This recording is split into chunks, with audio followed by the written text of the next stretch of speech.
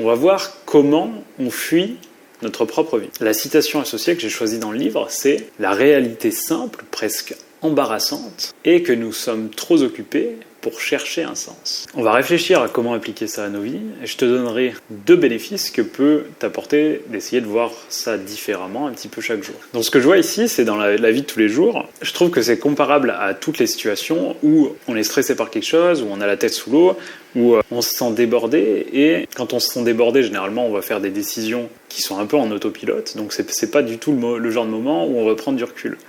Donc je trouve que ça nous inviterait dans ce genre de situation. Je pense que vous en connaissez. Je te laisse prendre quelques secondes pour trouver une situation similaire dans ta vie. Ça peut être dans une relation, quand il se passe beaucoup de choses et qu'on se sent un petit peu perdu. Ça peut être dans la vie en général avec le mix du travail, de la famille, des relations, des activités en plus. Ça peut être un peu tout et n'importe quoi, c'est assez personnel. Dans ce genre de situation, ce qu'on peut faire, premièrement, c'est faire une pause intentionnelle. Donc c'est se poser, ça peut être par exemple 5 minutes par semaine, et se demander pour les domaines de la vie qui nous stressent et où on ne trouve pas vraiment un sens, à se demander pourquoi je fais ça.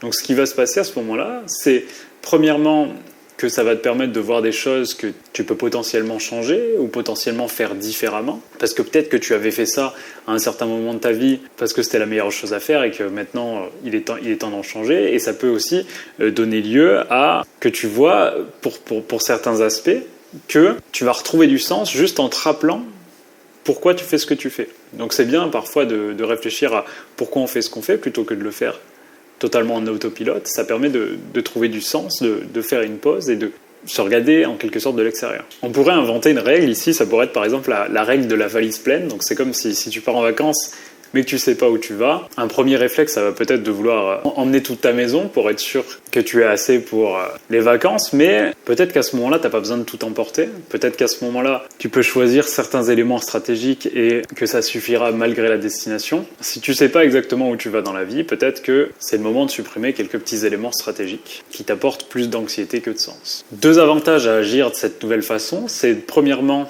que dans tous ces moments où la vie nous semble un peu brouillon, plutôt que continuer en autopilote, de prendre du recul, ne serait-ce qu'un tout petit peu. Ça va nous permettre de retrouver du sens en arrivant à se rappeler pour certaines tâches pourquoi on fait ce qu'on fait et potentiellement supprimer certaines choses qu'on faisait parce qu'on avait l'habitude de le faire.